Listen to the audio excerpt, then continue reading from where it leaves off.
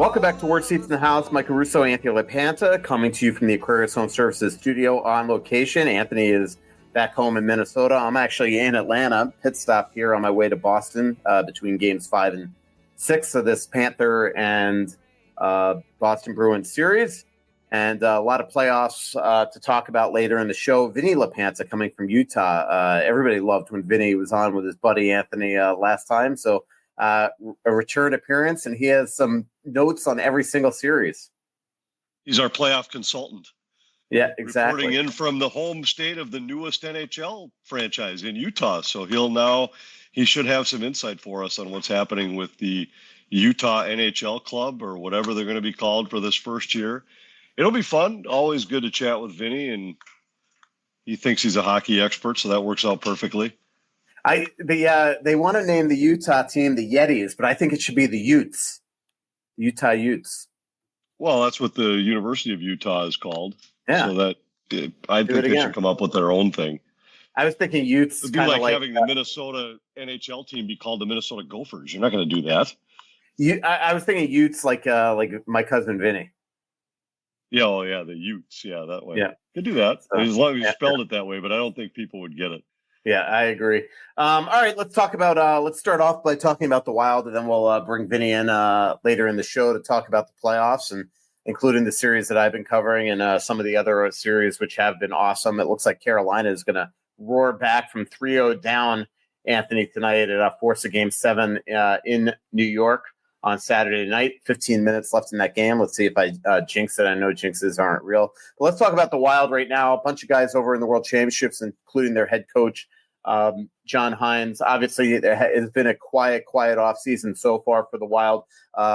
In a couple days, Bill Guerin, who is the GM of the Four Nations face-off team and the Olympic team, is actually going to go over there and do some scouting as well. And the Wild also have Chris Kelleher out there, and that's a good place to start. The Wild made some promotions yesterday in their front office. We've been alluding to this on the show really the last month, that I really thought that there were going to be some internal promotions and not just one assistant GM, but a handful of them. And we learned that yesterday, where Matt Sells, who was their analytics guy, who has been doing contract negotiations since November pretty much, is one of the assistant GMs. He'll be not only in charge of analytics, but he'll be in charge of the salary cap and contract negotiations. Michael Murray, who was their Iowa GM, is now going to oversee Iowa and their new GM, which is Matt Hendricks. But he's also going to be a liaison between the business side and also in charge of contracts and a lot of stuff, managerial stuff in the front office. And then Chris Kelleher, who is part of USA Hockey, big hockey family, played with BU with Mike Greer, Chris Drury, who was his college roommate, and John Hines. He is another assistant GM, and he's going to continue his expertise of pro scouting. So they're really divvying up a lot of the responsibilities, Anthony. Yeah, all good guys, all guys who have been a big part of the organization already, that are all just taking on a chunk of the vacated spots, it seems like. And it allows the organization to stay the course, stay on the current plan, don't have to make any major changes or adjustments. You got guys that are well aware of what you have within the system, what you need within the system. So I think it'll help make a seamless change from what otherwise could have been a spot where you really had to all of a sudden bring in a new voice, a different voice, which isn't always bad, but it does require you then there's a learning curve. Anytime you bring somebody from a different organization in, I think it's great for these guys to just each take on a little bit larger role, but have a great knowledge already of what you're dealing with. Yeah, I think, obviously it'll be interesting to see how Matt Sells approaches that job. It wasn't just Chris O'Hearn that did contract negotiations. Bill Guerin did as well, and Bill likes negotiating contracts, so he'll be involved every step of the way. And obviously, one of Bill Guerin's best contracts that he did was the Joel Eriksson contract, absolute bargain. He did that one in like a couple phone calls. But we'll see how Matt does in this new role. To me, the biggest news yesterday was making Matt Hendricks the Iowa GM. Obviously, that's one area. By the way, the jinx might be on because Chris Kreider just cut it to 3-2 with about 13 minutes left. So we'll see. But to me, that's one area that this organization's got to improve. I think they got to. I don't want to take Iowa more seriously, but it's not good to have the worst team in the American Hockey League. And you can't just use excuses that we took a lot of their guys like Vinny Lettieri and Jake Lucchini and Dakota Murmas. They've got to just do a much better job developing down there and having a winning product. And when you have a winning product down there, you hope that transcends right up here to the National Hockey. I've always been a believer that if you get guys in your organization an opportunity and they win together coming up, that it makes them winners when they get to the NHL. And for no organization is winning in the American Hockey League the number one priority. I'm not trying to say that. But I do believe there is a lot of value in having a roster down there that has enough veteran presence that the young players are in a spot where they have success. And it isn't just for whatever role they're playing to develop their skills, but to watch a team have success. There have been a lot of teams that have won in the NHL with the core of players that won together in the American Hockey League. I've listened to conversations. I've had a couple of them. I know that that's one of the Wild's goals this year is to create, number one, a more diverse talent pool in Iowa, different types of players that will give them a little more versatility when they call ups in the NHL, but also just to be a deeper team. And without a doubt, they were hurt this year when their best players kept getting called to Minnesota due to injury, but they needed more depth in Iowa, regardless of what happened in the National League this year. And one way I think that they're going to do that is I think they're going to invest a lot of money down there. I could see them actually, one thing they did this year, not that he turned out to be a guy that made any sort of impact on that team because he got hurt, but Jujhar Khaira was down there on a one-way contract. I believe he was on a one-way contract, but that is one thing I could see them doing is that on July 1, not only do I see them signing, a David Perron type, but the top six guy on a 1 or 2 year deal, but I could see them signing 2 or 3 guys on one-way contracts and just knowing that at the end of training camp that they're probably going to put them through waivers and put them down there. And I think one thing that they want to do down there is when there are injuries up here, promote guys that are better suited for different roles in this organization. And so I really do think that they're going to have a payroll down in Iowa that's going to be pretty healthy this year. Well, that's what I meant when I said they'd have a more diverse talent pool, more different types of players that could fill roles in the NHL. So you didn't just have all guys who were top 6 type players in Iowa, but if you needed a fourth liner in the NHL, they didn't have that guy. So I think they will for sure have a more diverse talent pool in Iowa. And just to clarify, so that fans who don't understand, when you say a one-way contract, you're not talking about a contract that means the guy is automatically in the NHL. It just means he gets the same salary, whether it's in the NHL or the AHL. So teams quite often want to give guys two-way contracts where they have 2 different salaries depending on the league they're playing at the time. And I haven't talked to the Wild, but that would be a good way to approach it is give these guys the guarantee they're going to make that NHL money, even if they're in the American Hockey League. You entice a few guys to sign with you. Now, the catch with all that is those players have to clear waivers and could be claimed somewhere else. But if you've got guys on one-way deals, they're not quite as attractive a waiver claim as a guy who's on a 2-way deal, because if they claim them, they have to take the contract. And there are other teams that might say, hey, I don't want to have an $850,000 player or $1 million player down in my minor league team. Correct. So we did our annual athletic survey the last week, Anthony. We got about 3,000 responses. That ran in today's Athletic. I know that you're well versed in it because you borrowed Margot's. Did I respond to it? I forgot to take the poll. Damn it. Yeah, I know. Yeah, and you could have. You didn't have to be a subscriber to vote. But we had Can I still vote? You could vote, but it's not going to count. That's the thing. But you didn't take part in your democratic duties.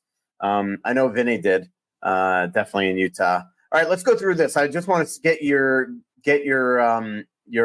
feedback. Okay, so what's the biggest problem with this past season's team? What was the biggest problem? The answers were coaching, penalty kill, lack of depth, goaltending, underperforming veterans. What do you think was the number one answer by almost 40% of voters? Oh, I thought you were going to ask me what I thought. What do you think?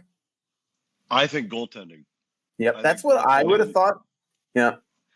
I think So goaltending was their undoing. We talked about a statistic late in the season that if you played out every game in the league all year long based on expected goals, the Wild were a 104-point team, and that's a playoff team. And the fact that they weren't close to that number tells me that if all the other things contributed for sure, but I think goaltending was it. So if I'm answering what do I think the fans thought, I'd say they probably went underachieving veterans. yep, that's exactly it. 39.2%. I just think that, obviously the Johansson, Goudreau, I think that probably stuck in a lot of people's craw this year. And then obviously just the narrative all season long of the three extensions and maybe the perception and maybe misconception that all three had bad years. I think that's probably a little unfair. If you look, first half was really good for Matt Zuccarello, and then second half he definitely tailed off. Foligno actually was having a good year until he got hurt, and Hartman still scored 21 goals. But I think Marc-Andre Fleury's having a tough time in net. Goudreau, Johansson probably led to that. To me, the penalty kill being only at 8.9% actually is a little bit of a shocker, Anthony, because their penalty kill is garbage. And really, you could look at a lot of games this year, and maybe that goes hand in hand to what you were talking about goaltending. If their penalty kill was better, average, how many more wins do you think they have? Are they a playoff team? I don't think so.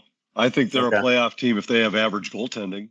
But yeah, and I suppose to some degree the goaltenders were a part of the penalty kill, but I know that we studied the penalty kill numbers and the shots and chances and everything against were not good either. So in my opinion, they needed the goaltending they got the year before when those same two guys were terrific, were third in the league in save percentage, were fifth in the league, I believe, in goals saved above expected. And then the same two guys this year just fell off, and they didn't have the scoring of 2 years ago or 3 years ago. Where they could have scored their way out of those troubles. They just didn't have it. Yeah. Okay. Let's go through a bunch of these, and then we'll get to Vinny. Brock Faber is expected so this is question 2.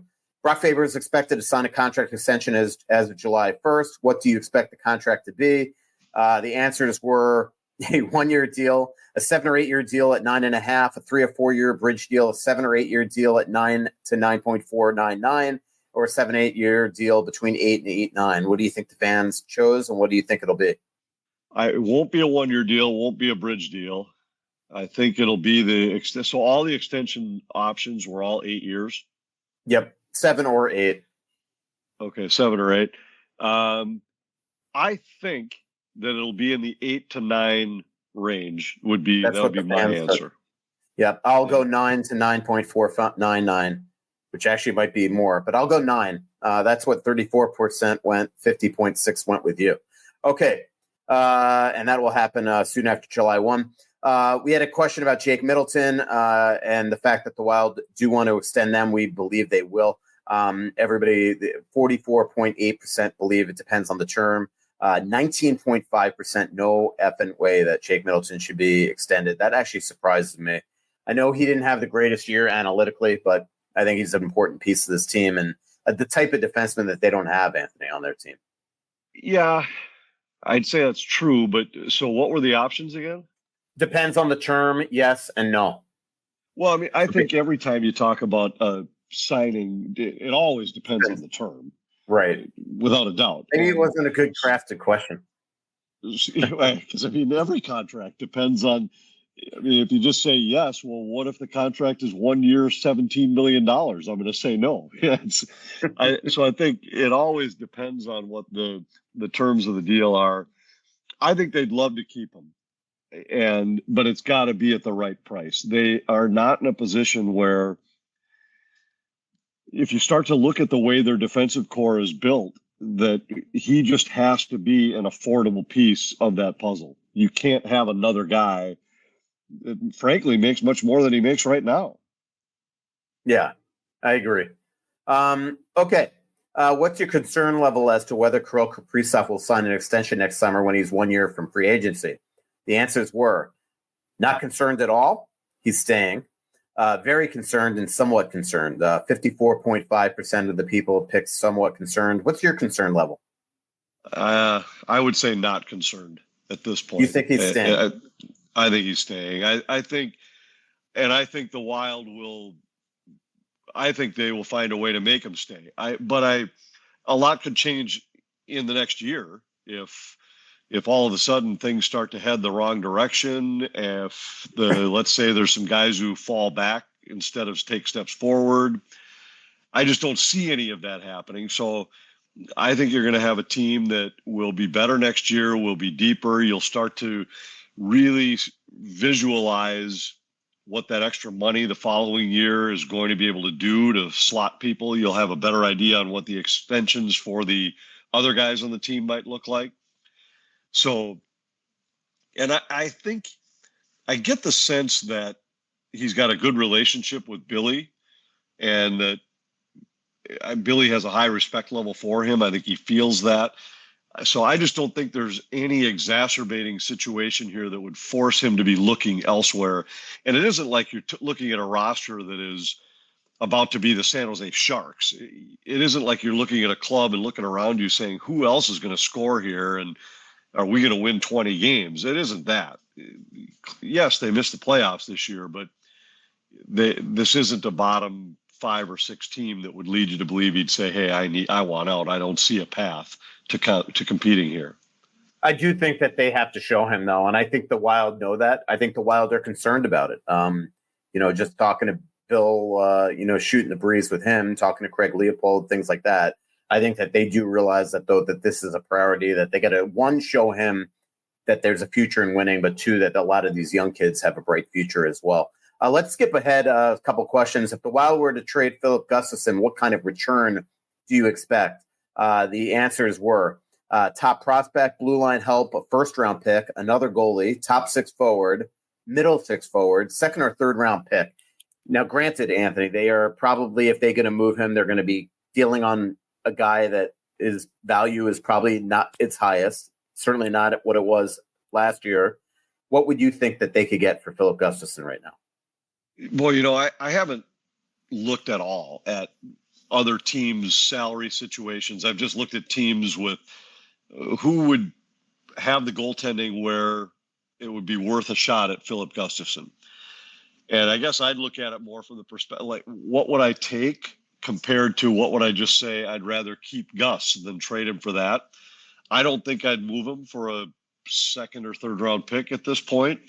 I'd be more inclined to move maybe a prospect, but I just don't see the fit of a forward likely being out there. I guess it would depend on where he may land, but if you start to think about what their salary restrictions really are, if you're going to try to get a top 6 forward, his salary almost has to match Gus's. I suppose you could use that extra cash that right now you're looking at spending on a free agent if you made the deal before that. But I think it's tough to really peg and say I'd want this, but right. I'd say a pick and a prospect or a number 1 pick. If you get a number 1 pick for him, I think it's worth a shot, but I don't know that that's out there. Yeah, I think that Bill Guerin would love to get a first round pick. I think, I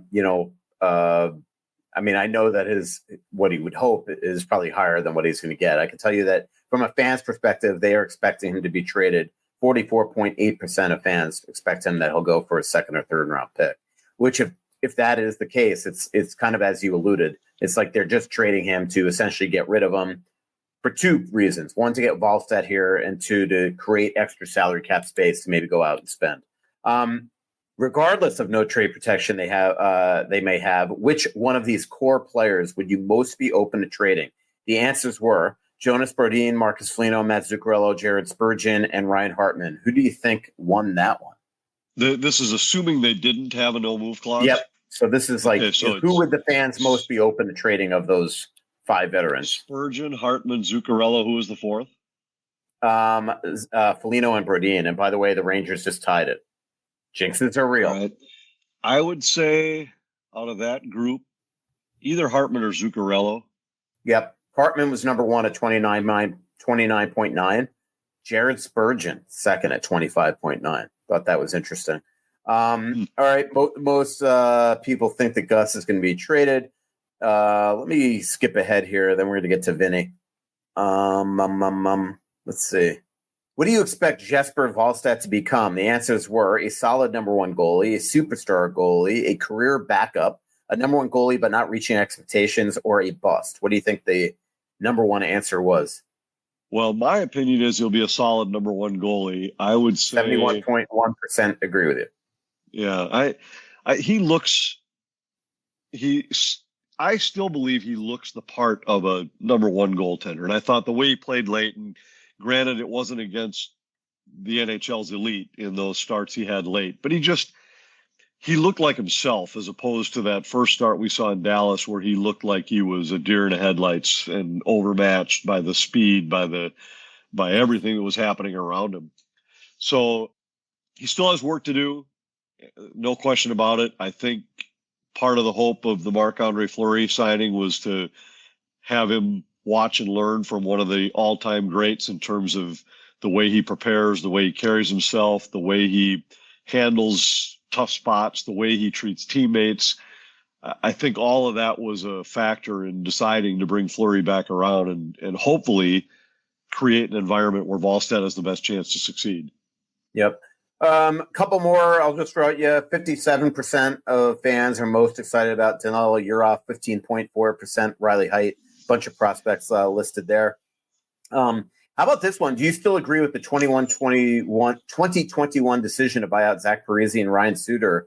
67.2% of people still say yes to both. I say yes. Yeah, I mean, it's pretty interesting that hasn't really changed. One thing that was interesting, Bill Guerin is entering his sixth season as Wild GM. How would you rate his performance? 54.8% said satisfied, 27.7% said so-so. But what was interesting about that, Anthony, is that the numbers have definitely fallen in the last couple of years compared to the last couple polls. And the one where excellent was really at some point 42.7% last year. It is absolutely dropped right now to 10.3%. So fans are starting to get ready. Fans are starting to get tired of the sort of middlingness of this team and are ready for this buyout pain to disappear.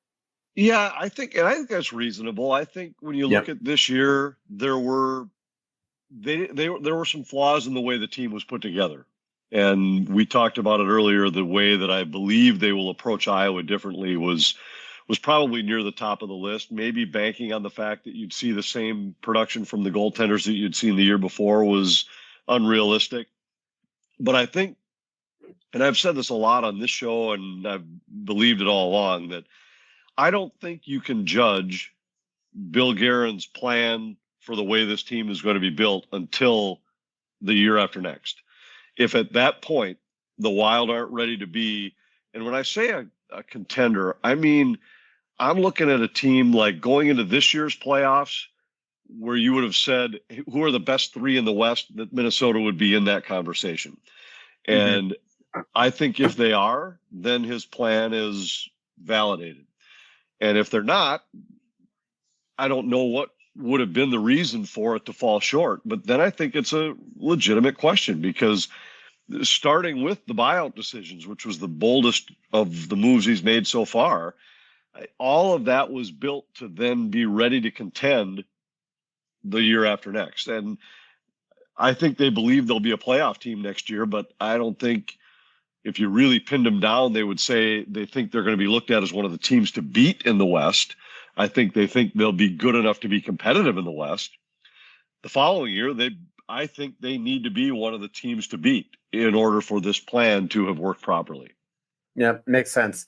All right, let's do this. Let's take a break. And when we come back, we're going to have Anthony's son from Utah, the home of the newest NHL franchise, Vinny LaPanta. We'll be back after this. Hey, everyone. Attorney Jerry Bosch here with Bosch Law Firm and WorkCompExperts.com. For almost 30 years, we've represented Minnesotans just like you all over the great state of Minnesota to guarantee they've been treated fairly and with respect when they've suffered a work-related injury.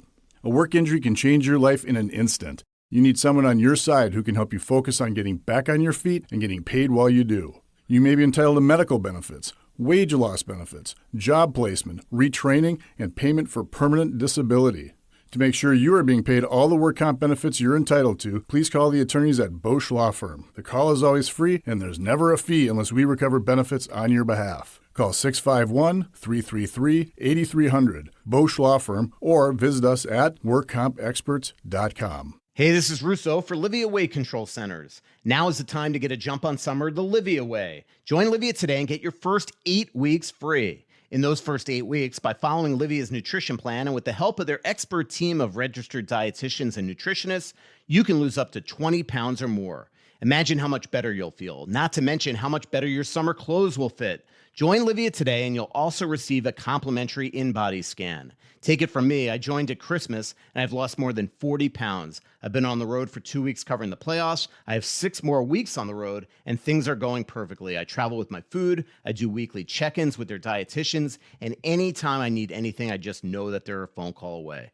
I'm well on my way to my weight loss goal. So join Livia today and get your first 8 weeks of Livia's nutrition plan free. Visit Livia.com, that's Livea.com, or call 855-GO-LIVIA. Make sure to let them know that Russo sent you and they'll get you all set up. Plus, Livia's medical weight loss is now offering GLP-1 medication starting at just $299 per month. Quiet the food noise and see accelerated results by summer. Visit Livia.com or call 855-GO-LIVIA. Get a jump on summer the Livia way. All right, welcome back to Worst Seats in the House. Michael Russo and Anthony LaPanta. Anthony, you've made some Feller's Ranch steaks for your son, right?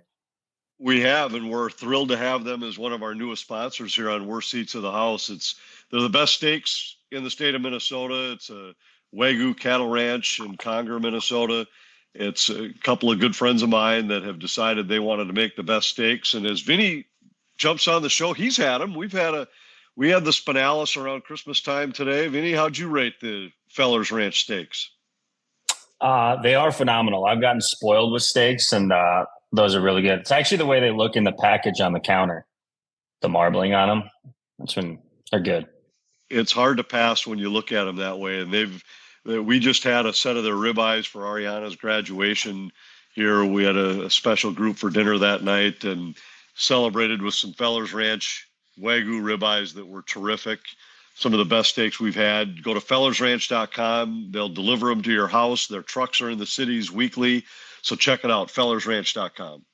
Vinny, perfect timing for you to have come on. It looks like you have a playoff mullet going. I do have a playoff mullet. I'm sweating this Rangers game. You're like 2 minutes ahead of me, too. You're killing me. I have Rangers in 6. But I do have a perfect. Once again proves that jinxes are real. I don't believe in jinxes, although I would like you to keep jinxing the Canes just in case they are real for my sake. Yeah, I know. I kind of like, part of me wants, like, because I'm covering the Eastern Final, like part of me wants the Canes to win because I love going to Raleigh, but it's hard to beat. I think Rangers Panthers is the way. Wait. You would prefer to go to Raleigh than to Manhattan? You know, I like the Angus Barn, man. Yeah, I was just saying, isn't there only one place you go there? There's the Angus Barn is okay, and there are 7,000 steakhouses in Manhattan that are terrific. So again, my point is, at the beginning of the playoffs, I think if we all had to pick who would be the best Eastern Conference finalists, we would all say, man, it'd be nice to see the President's Trophy Rangers versus Florida. Yeah, I thought actually the Rangers were my pick to win the Cup when the playoffs started. I picked the Rangers over the Stars in the final, and I have the Rangers in this series. I don't remember in our pool, Vinny, if I took the Rangers in 6 or 7, but took I think the Rangers still find a way to win that series. I think you're exactly right. Dang, Russo. I had Stars against the Rangers. I had the Stars beating them, though. Yeah. Let's start our playoff discussion with the series you've been following, Michael, because there's been some really interesting stuff in that series, and fans, I'm sure, are well aware of the Bennett cheap shot that knocked Marchand out. But I thought Marchand's comments today were really interesting when he first of all just said, yeah, he got away with one, but it's part of hockey. And then took it to the next level when he says, I've been on the other side of a lot of those, meaning like I've been the cheap shot guy, so I know how it works. And then even doubled down on that by saying, when you go into a playoff series, you're trying to hurt somebody on every shift. Yeah. I think that and none of those comments actually, the one thing I will say after covering this series and actually getting to know him a little bit the last couple of years, when you talk to him, he's actually a very, very interesting guy to talk to. A lot of personality. I agree. Like a lot of agitators, he's actually a really cool dude.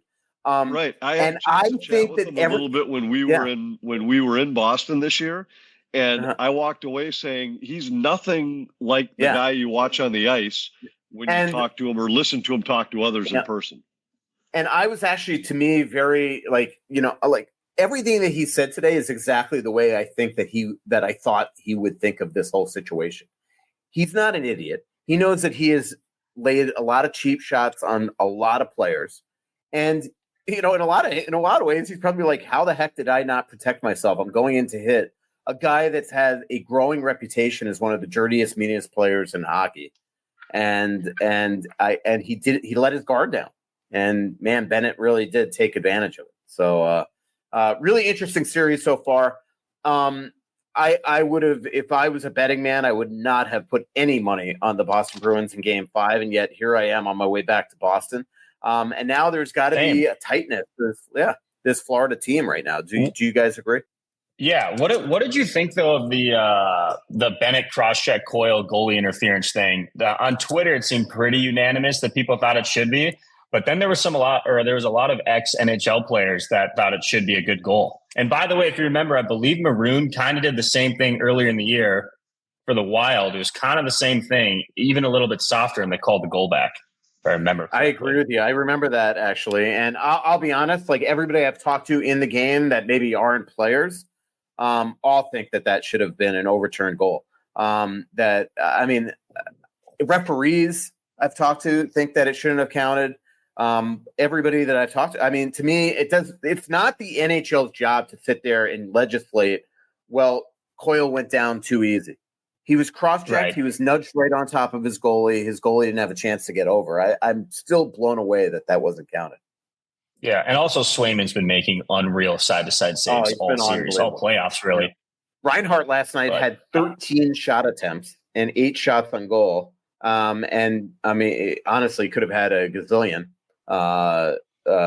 potential goals.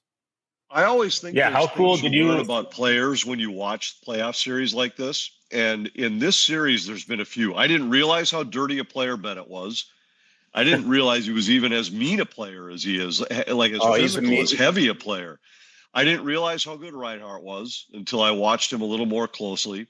I didn't realize how good Swayman was. I've watched Boston a lot this season, but they went back and forth, Swayman, Allmark all year long, and their numbers were about the same. Swayman's the guy, and good on Montgomery for realizing that early, because I know he went to Allmark in Game 2 of the first round and learned quickly that, hey, Swayman's my guy. So I think there's some interesting – the way players have emerged in this series has been interesting. Reinhart, 57 goals in the regular season, but I'm telling you, he could have the puck on his stick 15 seconds in an entire game, and he'd still be a very, very integral player for them. He's outstanding on the penalty kill. Away from the puck, he's tremendous. And a lot of times, the other person, I know that we always say it, Anthony, but Barkov is an absolute superstar. What other points do you have to make? I know you have an entire list there, Vinny. Well, I have one kind of cool thing about Swayman. Swayman, whenever he got drafted, 2017 or 2018, got drafted in the 4th round by Boston. Going into that round, he was talking to his dad, and he was like, hey, Toronto, they showed a ton of interest. I want to play for Toronto. Toronto passed on and picked a different goalie that I don't even know who it is, which is kind of the point of it. Boston takes Swayman, and now Swayman just shuts him down in the playoffs, that's kind of cool. And Toronto's been desperate for a goaltender for a decade. Yeah. Also, so one thing about Toronto, Samsonov didn't play that bad. He had .896 save percentage. He wasn't the problem. When you look at the 2 of their top 4 guys that played 7 games, Marner and Tavares, combined for 5 points. Next year, those 4 guys are going to make $46 million. It's 55% of their cap. Tavares is going to make $11 million next year. And he's a third-line center, probably. I think there's some big questions about whether the way their team is built can win. It's eerily similar to the a lot of the questions about could Edmonton ever win with the way their team was built, with all the money into the players who play the same kind of a role. And I think Toronto, they're getting to that point, if they're not there already, that is this crew ever going to be able to win when you've got as much money as you do tied up in players that essentially play the same spot? Yeah, they're gonna trade Marner. I think That's what I think too. Yeah, he'll waive. He's gonna want to go someplace where he can get out of that bubble. The Utah. Yep. Utah Hockey Club. Might make some sense. Anything else on this series before we move on to let's go Dallas, Colorado next, because I like Dallas, Colorado. Dallas is my team. I picked him to win before the start. This is actually a huge point on like half of my notes. I've talked to Dad about this maybe like 8 times on the phone, but how outrageous is it that a team plays as well as they do in the regular season, finishes first in the Central, and has to play the second best team in the West in the first round? 7-game series, heavy series. Then they go play Colorado, who just walked through the first round against the fake Winnipeg Jets team. And they do look incredible. Ottinger looks nuts, 914 save percentage. Heiskanen has 13 points, which is nuts. Robertson, 12. Wyatt Johnson looks incredible. He's got 11 points. Their team is so deep. They just send waves after waves. Did I see the note last night that Heiskanen has scored in every game in the playoffs?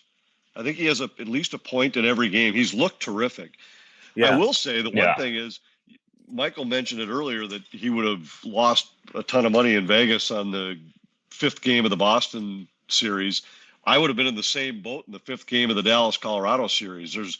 I would have bet the ranch Dallas was going to wrap that series up at home in game 5, and Colorado came through with the big guns stepping up, which is the one reason why Colorado is always going to be dangerous.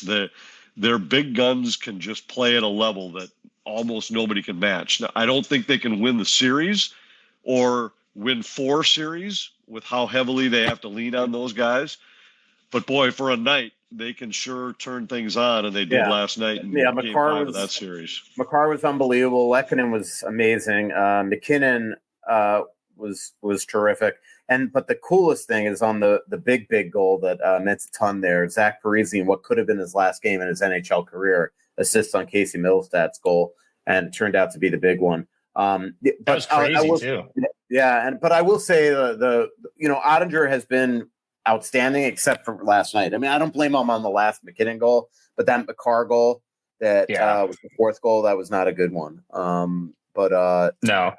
Also, Colorado losing Nikushkin is brutal because now they're 2 years in a row. They have nothing. 2 years in a row that he is, that his demons let this team down, and this time they were a lot more sympathetic. Didn't you get that impression, Vinny, last year than they are this year? I mean, some of the quotes were. Yeah, I was talking to my dad about it yesterday. Like, a lot of the players last year were like, "Yeah, I hope he gets help. It sucks. Like, hope he gets better." This year, they're like, "He made his choice." Just so blunt, which might not be the greatest locker room guy if people are saying that. Well, but I just think that gives you an idea of exactly. It makes you feel less sympathy if you think it's a guy who's really fighting demons. That's one thing, but if it's when you hear a couple of guys come out and just say that he made his choices, he's got to be the one. That tells you that, all right, this guy's got he's got demons, but he's also got some personality problems, and it certainly makes you a little less willing to fight for him or cheer for him. Might be the better way to put it. Yeah, I would concur. Let's go back quickly to the point Vinny made briefly at the beginning, just saying that it was unfair that Dallas had to play Vegas, and I know the reason why he brings it up is because of the whole Vegas and the salary cap situation. But Michael, I know you and I have both talked to Billy Guerin about this, and I remember I talked to him about it the year of the Kucherov situation in Tampa, and I said, "Did the GMs talk about this?" He said, "Nobody really cared. Nobody even brought it up," and which just dumbfounded me. But I don't understand why it would be difficult to just say you have a salary cap all year. If teams you take advantage of the LTIR because a guy's down and you want to replace him on your roster, I get that. It's there for a reason. That should be allowed. But why is it not a no-brainer to say, when you get to the playoffs, you also have to be cap compliant? Yeah. And if Yeah, you've got what's these the extra reason for it? guys who you went out and acquired during the season, so let's just say, for example, you've got Mark Stone on LTIR, you add a player or two players that add up to his salary spot. Once the playoffs start, they can't all three be on your active roster at the same time. It just doesn't make any sense to me why that's so difficult. Yeah. Well, first of all, they can't change it until it's collectively bargained. Now, I actually think that players would be for changing it because I don't think that players on other teams like this. When you're seeing other teams get to take advantage of it. To your original point, Vinny, though, if Dallas goes out and wins the cup, it might be the most impressive cup in history. Going out to beat, the probably the three best teams in the West. What I don't like is I just think they should go back to 1 versus 8 too. I mean, not to open up a whole can of worms, but the division thing means nothing because they don't play like back when I first started covering the league, you play inside your division 6-8 times a year. Now everybody's playing each other 3-4 times a year max in your conference. And so since the division means nothing, why do they have essentially a divisional playoffs? It was supposed to be for rivalries, right? Yeah. I don't agree with it. I think it should be 1 versus 8, but I think that was the rivalry thing was a part of it, and the balanced schedule. I agree with you, Michael, on the fact that the schedule being as close to balance. I mean, you play the other teams in the division in your conference 3 times, and within your division, you play some 3, some 4. So there isn't a huge difference. But the only thing I love the divisional part for rivalries. I actually would love to see him go just a minor step the other direction and say, we're not going to have the wild cards cross over unless you have to. If both wild cards come from the same division, if you get one wild card from each division, just keep the teams within their division. I thought it made no sense this year to have Vegas go to the Central and play Dallas and have Nashville go to the Pacific and play Vancouver. You just should have, Nashville should have opened up with Dallas and Vegas should have ended up with Vancouver. I understand some of the arguments for the 1-8, but the reality is most years you're talking about the difference of a point or two with who your opponent is in the first round. And this year, as an example, Vegas being near the bottom of the teams that made it, would you have said it's a huge advantage to play the 8? I just think once you're in, those teams they're all roughly compatible. And if you did it to build the divisional rivalries, which it's done, I mean, think about right now, the rivalries that have emerged because of playoff matchups like Dallas and Colorado. That'll be a war every time those teams go up against each other in the future. And Boston and Florida, Boston and Toronto, Florida and Tampa now. I mean, these are all divisional rivalries that have gone to a new level. Carolina and the Rangers. That's what this was all about. So why go away from that? You still have to beat 3 good teams. Well, in the East this year, if you got to play the Islanders or the Capitals, you had to be 2.5 good teams. But not if you're AJ. AJ picked the Islanders. That's true.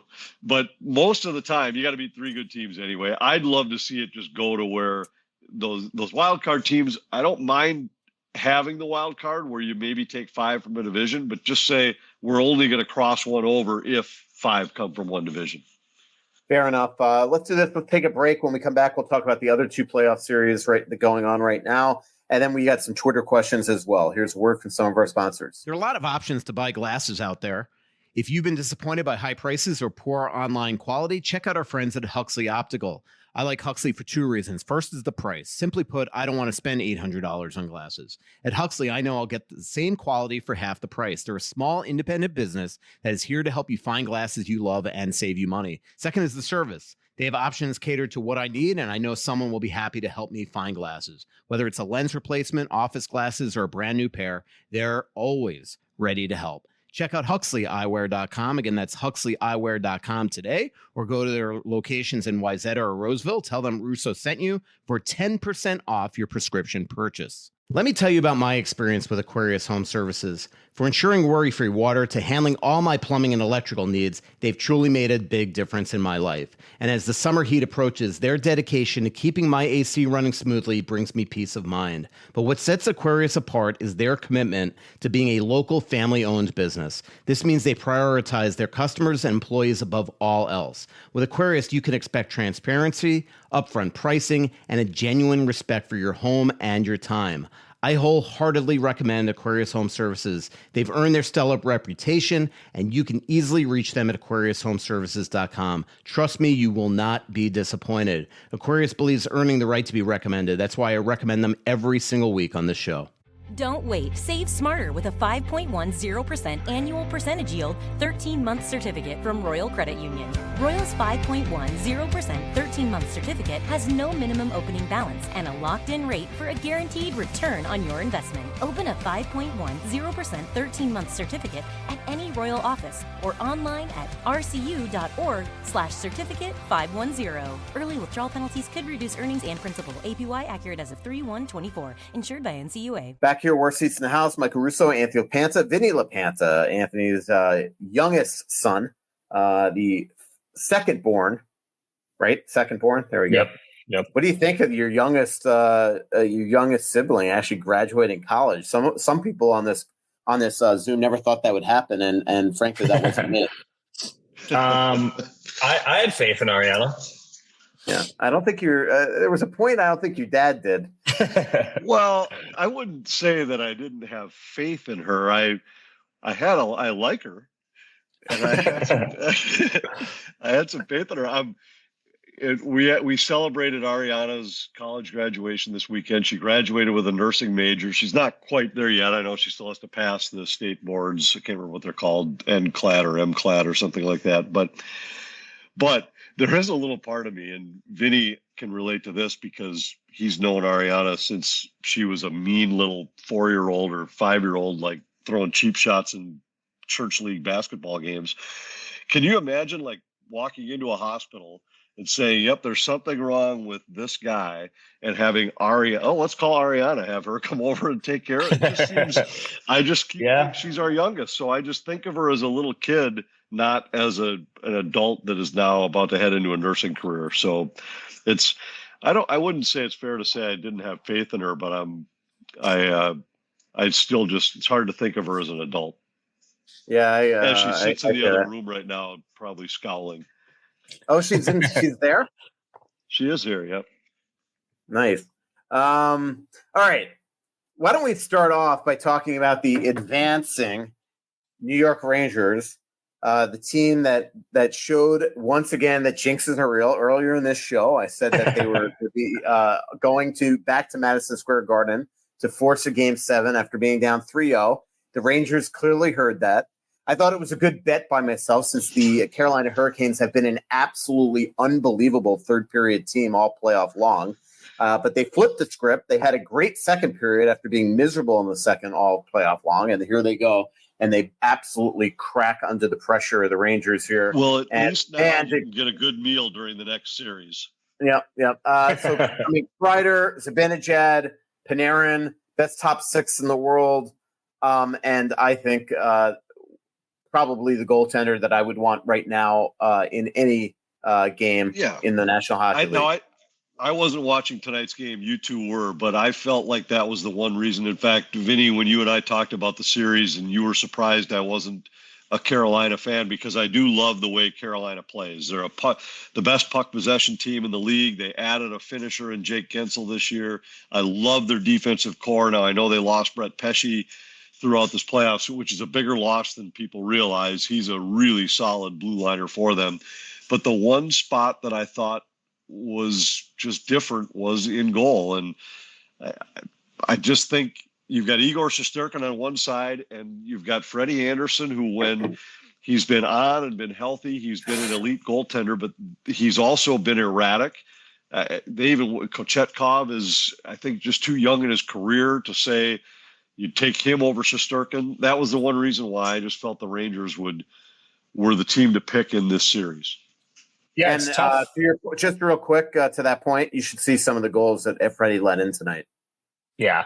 Yeah, they weren't great, but I don't know what you do if you're Carolina's kind of knocked, at least last year, but in recent years has been they just don't have any top end guys. They seem to always outshoot everyone, kind of like old Minnesota hockey where we 42-32 and we lose a game 5-1 or 5-2, maybe less than that. But they always seem to outshoot them and outplay them, and they just could never get that guy to kind of make a move. Aho is great, but maybe he's not that top end superstar. But you go out, you get Gensel, who's been, by the way, I think he had 9 points in 10 games so far this playoffs. Like, he was great. You get Kuznetsov, who actually played pretty well considering like his year. I don't like, obviously goaltending is a thing you need to fix, but it's not like a glaring hole. It's not like Gorgiev's in net form. Like Freddie Anderson's he's a good goaltender. Like, you're playing against Igor Shesterkin. He's gonna be the best goalie in every series. You're not gonna go out and get him. No, well, that's true. And I think what they've always lacked was a finisher more than a superstar, because I think some of those guys are superstars. They're just not finishers. True. Yeah, that's a good point. He's a great player. But they just never had. They thought it was going to be Pacioretty, and then he blew out his Achilles. This year they added Gensel, and he did what they wanted him to do. They just ran into a really good team. And not only a good goaltender, but I believe the best team in the Eastern Conference, maybe the best team in the NHL. And I think they've got some issues, though, too, because I don't think they can keep their whole defensive core together based on what I've heard about what those guys are thinking they're going to make on the market. So, and that's been one of the reasons why they've been the best puck possession team in the league over the last decade, is because of their mobile defensive core that really moves the puck well. Yeah, I love the up-and-coming guy. Seth Jarvis is going to be a star player. Yeah. But I don't know that he's what I'd call a finisher. He's not – I don't see him being a 45-goal guy. So I don't know how they go get that guy. We used a stat when the Wild played them this year, and it was shot attempt differential. And they've been they've been in the top 3 in the league 8 years in a row. And over that stretch, their differential was 1,000 higher than the next best team in the NHL. I mean, think about that for a minute. Like 1,000 plus 1,000 more than any other team in the league. Yeah, that's crazy. You know who else has been incredible for the Rangers, though, is Lafreniere, who was the first round pick. Everyone seemed to be kind of down on him. I think he ended up playing some fourth line minutes for like a half a year, something third line. But he's been incredible for him. Oh, he got scratched too, but he's been incredible. Yeah, he's been good. He's an example of those guys, Michael, we've seen a lot of times over the years where it was a bust, it was a bust, it was a bust. And how early in guys' careers people will hang that bust tag on them. And then all of a sudden they still become very good players. Maybe he doesn't become an all-star, which you're always hoping you get with the number 1 overall pick. But sometimes the number 1 overall pick in a given year might just be a really good player. And it's not his fault that what if you threw him in Connor McDavid's draft? Then he's the 8th overall pick and he plays with less pressure for his whole life.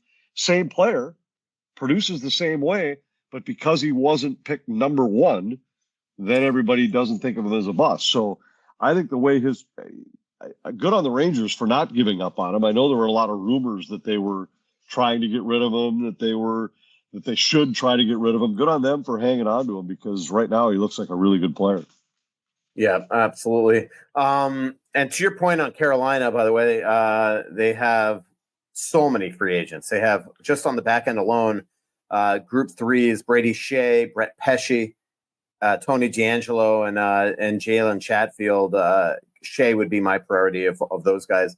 And then up front, they got Teravainen, Jake Gensel, obviously, Jordan Martinook, Stefan Nason, and then some huge Group 2s in both. I mentioned Teravainen, right? But obviously, you got Martin Necas and Seth Jarvis that they've got to re-sign. So we'll see what happens there. I talked to Don Waddell last week, and they and his goal is to re-sign definitely Jarvis. That's going to be the first priority, but he wants to keep Necas too, even though we're going to see Necas and a lot of trade rumors coming up. Let's talk about the other series, Oilers and Knuckleheads. Canucks have been really, really good. And then the other night, Edmonton, really with their backs against the wall, wind up tying the series going into Game 5, Anthony. what a killer way to lose that game for Vancouver, to come back and get the tying goal in the final minute and then give one up to lose anyway. I thought when they got that tying goal that might be the series. If they found a way to win that game in overtime, no way Edmonton wins 3 in a row. I think that Vancouver's played them pretty well, and if they can just avoid that Edmonton power play at 5-on-5, Vancouver's been the better team throughout that series. And we were talking earlier about things you realize when you watch a team more closely. And I'm not a big Leon Draisaitl fan. I never have been. I never will be. But holy cow, is he deadly from that spot on the power play. It is unbelievable how he doesn't miss from there. And what seems to be an impossible angle, and yet he just doesn't miss. Yeah, he's got 8 goals, 12 assists, 20 points so far this playoffs. But that angle keeps getting smaller and smaller. It's great. McDavid got off to a slow start. Draisaitl looked better than McDavid for the first half of the playoffs, including the fact that they had Skinner with like an 87% save percentage or something like that. And they just seemed to grind their way to wins. Also, Vancouver, I think, wins this series in 5-6 games if they have Demko. That's although goaltending hasn't been the reason they've lost. I think they're playing. They had to get Demko. I think they're playing different. It's like the Brizgalov effect, not to that degree or anything, but I think they're playing. A lot different than when they had Demko. Like their defense was impressive that Vinny even knows about the Brizgalov effect.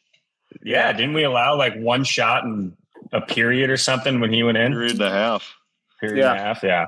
Well, no, it was the last 7 minutes of the third period and then the beginning of overtime. So it was like basically half a period. But yeah, it was, and the game that we're talking about is the 2014 Game 7, by the way. But I just, Pettersson's got to be much, much better. And Rick Tocchet is starting to get desperate because he's calling him out publicly, not just behind the scenes right now. And there seems to be a bit of an attitude issue there as well, because when the media, if it were me, I would absolutely fall on the knife. It's like I was covering the Boston series earlier, last week and a half, and David Pasternak was talking about Jim Montgomery when he called him out against Toronto, and he basically said, if I were the coach, I'd call me out too. I wasn't doing my job. And Pettersson was like defiant with the media and basically on the way that he's playing. He's just not going to the dirty areas. He looks a lot like Ovechkin in the first round, where he just the lack of effort is there. I just don't get not liking Draisaitl though, Vinny. What is with your dad here? How do you not like I don't know him? either. I think I think he doesn't like it. I don't know. My dad's he likes like JT Miller, like that guy. I do like JT Miller. Yeah, my dad loves JT Miller. But man, does Draisaitl and McDavid just drive him up a pole. Well, I will Draisaitl more than McDavid, but I don't like him because of I have watched so many coasting to the bench on back checks while things are going wrong in the other direction. I've watched disinterested shifts in his own zone late in games. I just don't think he's a guy that I don't think you can win with him. I really don't. But I will say in these playoffs, he's been unstoppable offensively. And I don't know if you can score enough to overcome those deficiencies. He's a great player. Don't get me wrong. I just don't think that I would put him in if you're trying to win, start a roster to win a Stanley Cup, there's a lot of guys I'd take before I would take him. And if you're just talking about who's going to score the most points, then that list is very, very short for who's going to score more than him, if anybody. But you give me Nathan McKinnon a million times in a row over a player like him. You watch the way McKinnon plays. If Draisaitl played with that kind of physicality, effort level, energy level on every shift and at both ends of the ice, you'd be talking about an absolutely unstoppable force. Right. Saying you can't win with Draisaitl seems to be an overstatement. You can win with Draisaitl. I know what you're saying. You take McKinnon 1-1. I think I would too, because he plays both ends of the ice. Right. Could argue Austin Matthews too, but you can 100% win with Leon Draisaitl on your roster. Draisaitl if you also have McDavid. I'm not saying you can't win if he's on your roster. I'm saying I don't think he can't be the best player on your team. But what about the second best? But I even think when you look at this Edmonton roster, I just don't think, and now they could come back and win this series and somehow beat Dallas and make it to the final. I don't think so, so I wouldn't even say it. But I don't think you can win with the way that roster is constructed. With so much money in those two guys, and then throw in Darnell Nurse and Ryan Nugent-Hopkins, you've got so many other guys that have to play way above their pay grade because of the fact that neither one of McDavid or Draisaitl are the guys that you can count on to play like JT Miller or to play like even Joel Eriksson Ek for that matter. I mean, you need somebody to play that kind of a game in your top six. And with the way they've got their roster built and where they've got their money spent, it's really hard to then supplement with guys and say, okay, all we can do is grab a $2 or $3 million player, but we need you to play like a $7 million checking line center. It's going to be tough. Did you see that? The third and fourth lines have not been very good, and them not getting a goalie at the deadline might be their thing that kills them. Without a doubt. Did you see that the goalie cam of, is it Pickard? Is that how you say his name? His parents? Yep. With like, yes. The mom and the yeah, that was pretty cool. Let's go to some Twitter questions, Anthony. Marty Manley wants to know, if you were stuck in the press elevator at XL Energy Center for 3 hours, would you rather be with Anthony or Kevin Fallness? Anthony, same question, but you have to choose between me and Kevin. Between you and Kevin? Yeah. I'd take the stairs. You're stuck, though. You just climb out the top?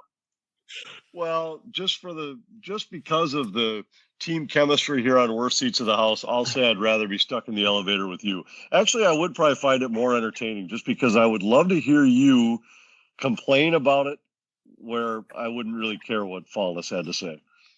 Yeah, I would choose for the elevator to plummet to the bottom of the earth. So we should throw the question at Vinny then.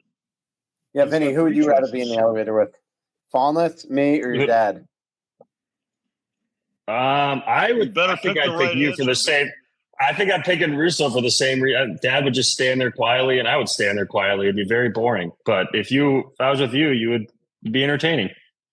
I would definitely be bitching and moaning, that's for sure. All right, Joe asked, what would Billy G's interest be in trading for Martin Nietzsche? I mean, Joe, I don't know if you've heard, but the Wild have a bit of a cap issue. If Martin Nietzsche was traded, it's because he wants like $8-9 million a year that the Wild can't afford. Right. Why didn't the Wild get Jake Gensel at the deadline instead of Carolina? Yeah, there you go. So Jake Edson says, if there's one thing this season proven, it's that average to above average goaltending are critical to success in the NHL. What do you think is the best path for the Wild and Volstead to provide long-term quality goaltending? What do you think he needs to be on the team next year, or would another year in the minors be good for him? Both of you. I don't think that. I think he's ready to be in the NHL, but I don't think it would kill him if he started the season in the American Hockey League. I think he's got to play in the NHL next year, and he's got to play a lot in the NHL next year. And if that comes from opening night, great. I think if he starts in the American League and winds up a call up a month or a month and a half in, I don't think that stunts his growth in any way. Fight for Fighting Fellas goes, did Vladislav first off think if he played 6 games in the AHL this year, he wouldn't have to do it next year? That's pretty much accurate. Like, enough of this guy. I'm so tired of Wild fans like whining that the Wild didn't give this guy a chance. Like, what, you want to anoint this guy that is proven to be somebody that just thinks he's entitled to be in the NHL? You want to just put him in the league? Adios, man. Like, see ya. And people are wondering why the Wild just didn't loan him there and keep him forever, because they would retain his rights forever because there's no transfer agreement with Russia. To me, it's more valuable for them to have that 50th contract and not have them biting him down. I mean, remember, technically, if they wanted to right now, they can go to Petrovsky now and try to sign him. Remember, one reason why they weren't was because they were bringing him back. So we'll see if that changes things there. Tim Freitag goes, with the way that Rossi's playing in Austria right now, as the Wild reassess their thoughts of trading him, maybe they're hoping that actually ups his value. Who knows? I think that Anthony and I are both on the page that, we both would love to see Rossi back. Obviously, it depends, like anything Anthony said at the beginning, everything depends on what you could get. But wouldn't you agree, Anthony, that the hope would be to keep him and see if he could turn into something really special? Yeah, as we were just talking about with Lafreniere, it's the when you same get draft, a young player, 1-2 in Canadian Hockey League scoring.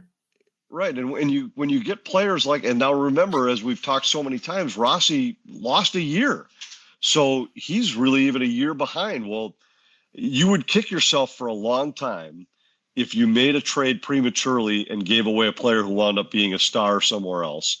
A lot more than you'd kick yourself and by saying like, boy, we could have had a second round pick or a first round pick even in that trade 4 years ago. I just think right now, if somebody blows them away with an offer that fits on the roster better, great. But if it's me, I'm not actively out trying to trade him. If the deal happens to land in my lap, great.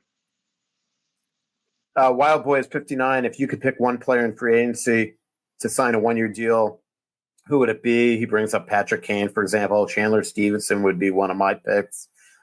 Chandler Stevenson is not going to have to sign a 1-year deal, especially he's a center. Somebody's going to pay him. Kane's not going to take a 1-year deal. I can't imagine that he'd be my pick. David Perron is still the guy that I think makes the most sense because it's going to have to be somebody that's a real big veteran that probably can't get turned somewhere else. Cole Michael, here, this is a good question for all of us. What's your favorite movie of all time? Start with who wants to go first? I'll go. I'll answer with. You want me to go? Go for it. Yeah, go for it. Miracle is probably my all-time favorite movie, but Old School is a very close second. Yeah, I think to me, it's always tough to answer questions like this because the different movies from different genres are hard to compare. And so along like the old school genre, I loved Hangover and I loved Wedding Crashers. But Midnight Run might be my all-time favorite in terms of that, that type of humor movie. Not Anchorman. Anchorman was really good too. Same idea. I just think those movies are all kind of in the same class, I would say. And Midnight Run's one of my all-time favorites, but I still am like if you're talking about a really great movie, and I'd say the trilogy. I mean, I'm such a Godfather fan, and the Godfather trilogy was such a terrific, just a terrific sequence. I love that. Never seen it. Yeah, mine would be. I'm a sucker for any Mel Brooks film. So mine would be Young Frankenstein, but you could probably put any Mel Brooks movie in there, and I would love it. Wild Boys also asked any update on Dean Evison. Seems like Seattle isn't after him as a lot of people thought they would be. He's interviewed with Winnipeg. I think San Jose might make some sense, but he might have to miss out on this cycle, which is, I think, a little bit surprising. Jimmy asked of the remaining with how big teams. the cycle is. There's so many spots out Very there right strange. now, which at the same time means there's so many out-of-work coaches looking for jobs. But I thought Ottawa was big on him. Yeah. They hired Travis Green, which is shocking. We'll see what happens with Rod Brindamore, by the way, because his contract's not done yet. And wouldn't shock me if Tom Dundon says net. We'll see. Jimmy asks... I can see Dean ending up in Winnipeg. That actually is, I hadn't really thought about Winnipeg because that one just popped up here lately. I was always thinking Ottawa was a decent fit. I thought Seattle might be a decent fit, but if I were Dean, I'd be hesitant to go to San Jose. I just think that roster looks like a mess. And the fact that they made the change they did this year with a guy who had no chance with a roster that was a mess. But Winnipeg makes some sense. Jimmy asked of the remaining playoff teams, which is the best in-game atmosphere? So between Florida, Edmonton, Vancouver, Rangers, who am I missing? Dallas, and Colorado. I would go New York. Yeah, Rangers number one. Dallas has gotten a lot better over the years. It's a pretty good environment in their building right now.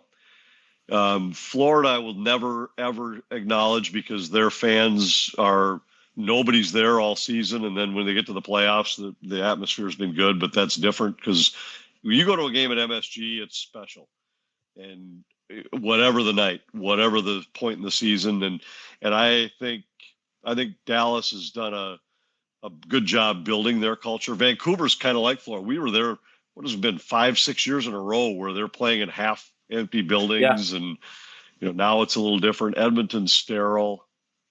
I'd say Madison Square Garden with Dallas number 2.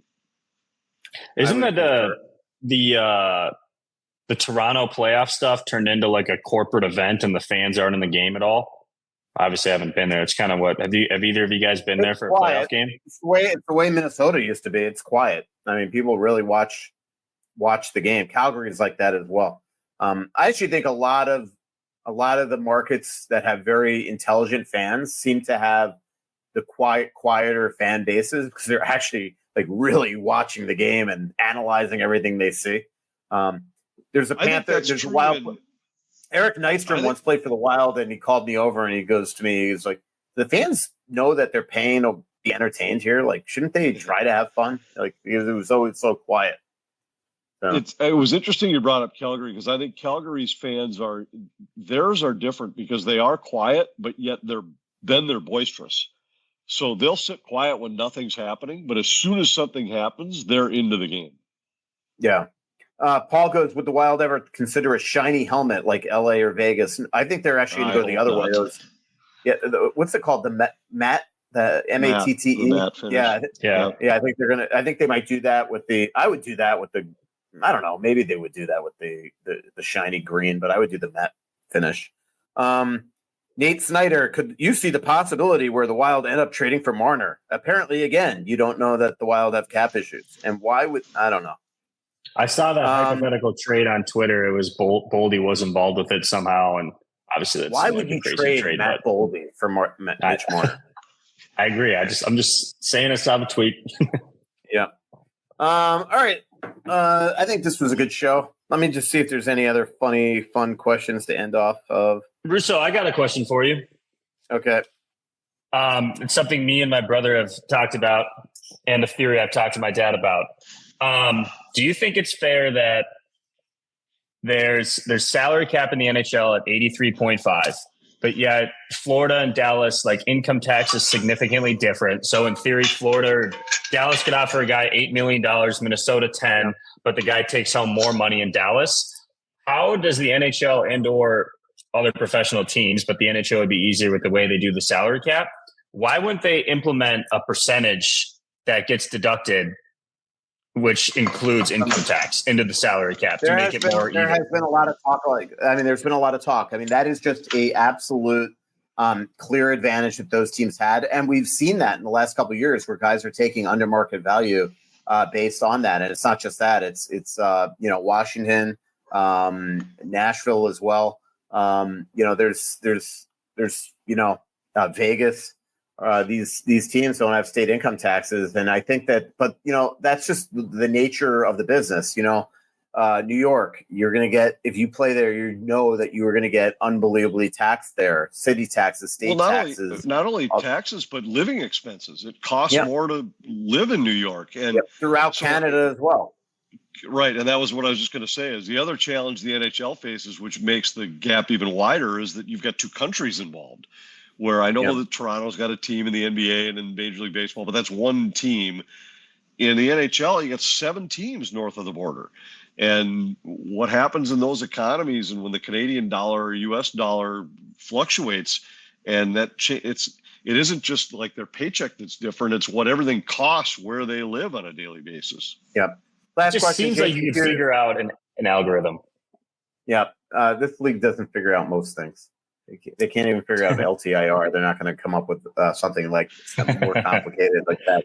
All right. Jason Hughes asks, what's a great cab and Sauvignon Blanc for good prices, Anthony? This will be the last question.